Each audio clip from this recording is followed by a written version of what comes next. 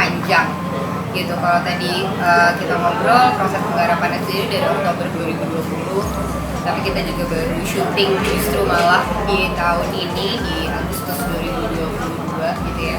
Jadi memang kalau dibilang proses rempong betul sekali, tapi ternyata proses yang challenging kalau aku bilang, dengan banyak pelajaran, karena ini juga pertama kalinya kita membuat sebuah konten yang memadukan puppeteers, memadukan juga animasi dengan banyak variasi.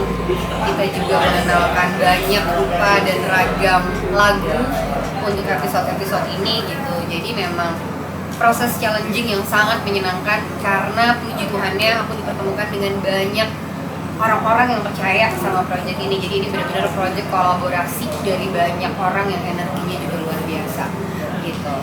Tapi memang kalau ditanya apakah prosesnya udah selesai, ini proses sudah selesai semua. Jadi prosesnya udah siap tayang, siap ditulurkan. Justru sekarang kita lagi mencari gimana caranya punya engagement terhadap anak dan keluarga Indonesia gitu. Karena yang kedepannya kami harapkan adalah dukungan sebanyak-banyaknya dari semuanya untuk selalu mensupport konten baik untuk anak dan keluarga Indonesia.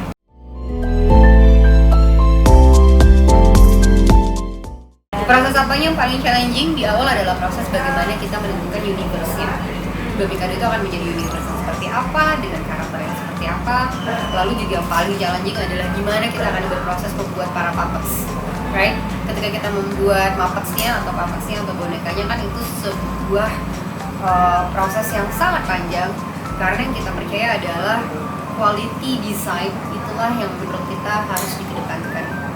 Kalau kita percaya sama quality design-nya, aku yakin secara konten, penceritaan karakter, bukan hanya cerita yang menjadi backbone-nya, itu akan jadi sesuatu yang bisa dinikmati lebih lagi untuk banyak anak dan keluarga Indonesia. Dan bangga banget bahwa semuanya memang diciptakan oleh anak-anak Indonesia. Jadi dari anak-anak Indonesia untuk anak dan keluarga Indonesia.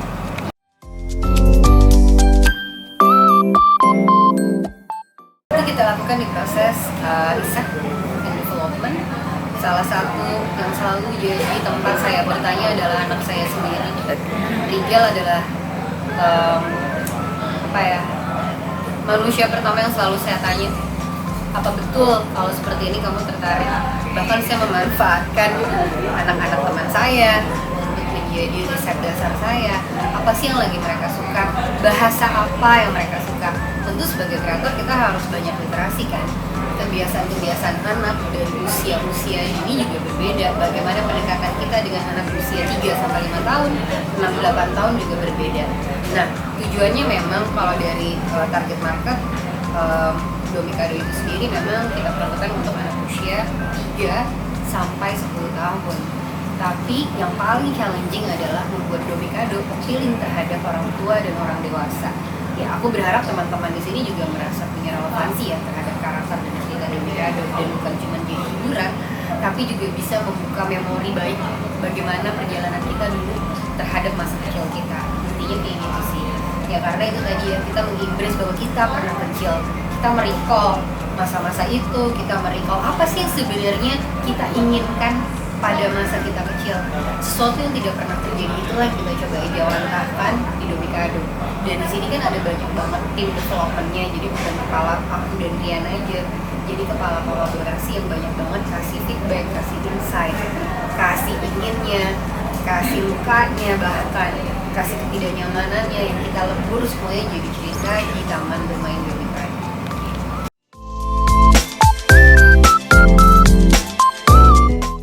Kenapa kita membuat ini? Karena dari awal kita ingin punya kedekatan. Binatang apa sih yang pertama kali suka dikenali oleh orang tua kita? Salah satunya kan burung. Yuk kita belajar dengarkan suara burung.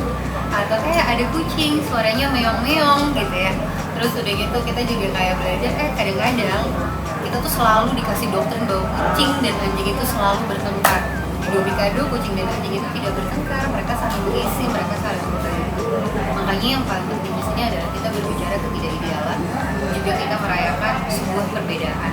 Makanya karakter-karakter yang kita buat itu kita buat karakter yang jadi deket dulu nih sama kita. Dan kucing itu kan bukan sesuatu yang tidak ada gitu ya, bukan sesuatu yang jauh gitu. Anjing juga begitu jenisnya, kita pilih Shih Tzu. Begitu juga dengan Beo gitu, yang ternyata dia adalah burung gereja yang sering kali mampir di depan rumah kita. Udah gitu ada burung Beonias yang kita jadiin inspirasi untuk karakternya Bea. Juga ada Astrobek, bebek yang selalu percaya bahwa dialah bebek yang pertama kali mendarat di bulan. Makanya kita namain dia Astrobek gitu kira-kira. Jadi sesuatu yang dekat dan punya relevansi terhadap anak dan keluarga Indonesia itu yang pengen kita temuin dulu nih, jadi titik tengah supaya kenalan dulu sama karakternya. Ketika mereka bisa berinteraksi, percaya, dan kenal sama karakter yang lebih dalam, aku yakin Domikado bisa jadi ikon baru untuk anak.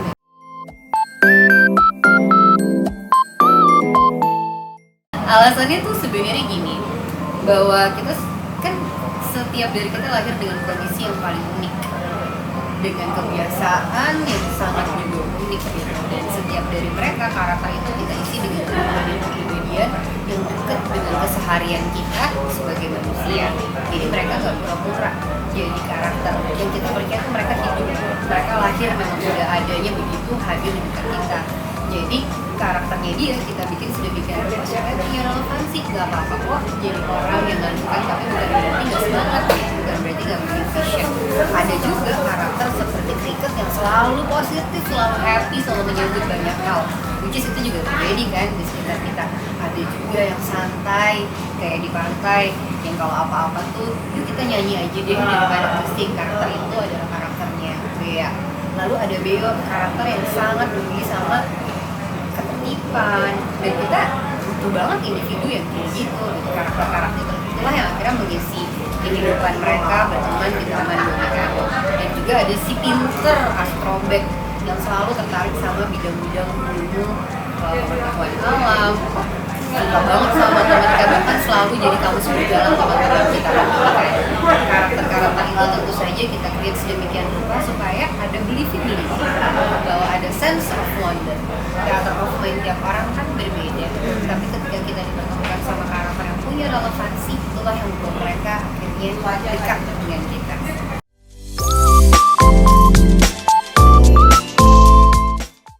Sebenarnya kita menghadirkan banyak guest star gitu. Memang untuk spesifik topik kita punya beberapa guest star.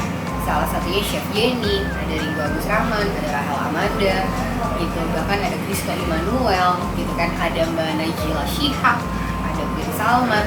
Jadi kita menghadirkan tokoh-tokoh yang menurut kita sesuai sama tema-tema dari tiap episode itu. Jadi kalau ceritanya kayak apa, tungguin aja nanti di episode selanjutnya. Tidak selalu ada guest star-nya, tapi selalu ada pelajaran baik yang bisa dipetik. Karena setiap dari mereka pun punya problem hidupnya masing-masing tuh di Taman Domikado. Dan selalu ada yang menarik, selalu ada yang baru. Dari hal-hal sederhana sampai hal-hal yang tadi kita bisa bilang genre-nya pun beragam. Gitu.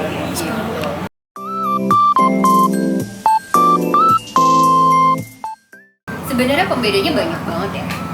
Pertama, dari konten yang kita buat sedemikian punya relevansi terhadap isu-isu yang dihadapi oleh keluarga. Pembedanya sendiri adalah kita banyak melakukan riset terhadap isu apa yang lagi dihadapi oleh banyak anak dan keluarga di Indonesia.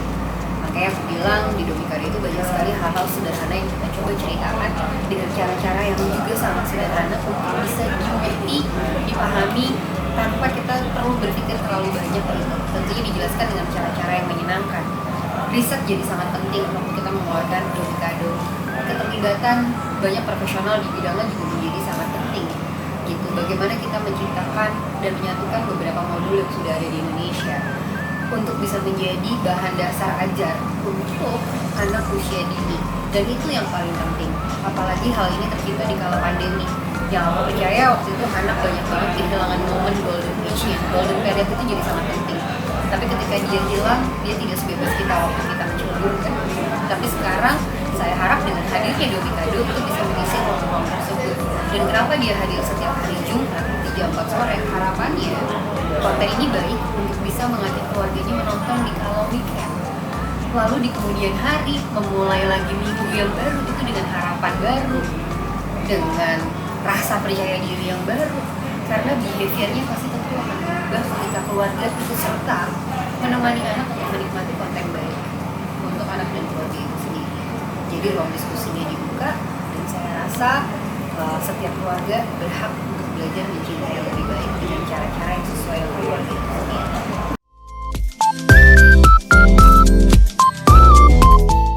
Salah satu strategi marketing yang kita lagi coba adalah membuat engagement terhadap anak dan keluarga Indonesia, makanya aku butuh bantuan dari teman-teman semua untuk support karya ini. Puppet show itu bukan yang Doni Kado itu bukan yang pertama di Indonesia, tapi saya percaya dia yang mengisi ruang rindu terhadap konten baik dan anak dan keluarga di Indonesia. So, Doni Kado harus jadi nomor satu dan harus jadi pilihan pertama untuk anak dan keluarga Indonesia memilih konten baik apa yang bisa diserap. Caranya beda-beda, tapi yang paling pasti Doni Kado dihadirkan dalam bahasa Indonesia. Jadi itu yang membuat Doni Kado lebih unggul daripada konten lainnya. Tentunya dengan variasi konten di dalamnya, animasi, musik, udah gitu kita juga punya tadi guest star dan lain-lain. Dan itu adalah karakter-karakter yang menurutku jadi karakter yang bisa membuat dan bisa menjadi sahabat baru untuk anak dan keluarga Indonesia. Maka harapan besar adalah dia bisa menjadi icon untuk keluarga Indonesia.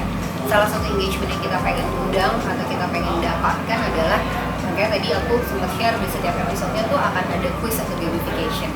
Nantinya Doni Kado juga akan hadir secara offline untuk lebih dekat lagi berkenalan dengan teman-teman semua. Kemarin kita punya momen pertama, kita mengenalkan Doni Kado justru di Festival Dongeng Internasional Indonesia, dan luar biasa sambutannya. Dan itu yang Rian juga sama aku percaya, kedekatan kita ketika kita melihat langsung karakternya itu membuat kita seolah kita berteman dengan mereka. That's what the magic happens. So, banget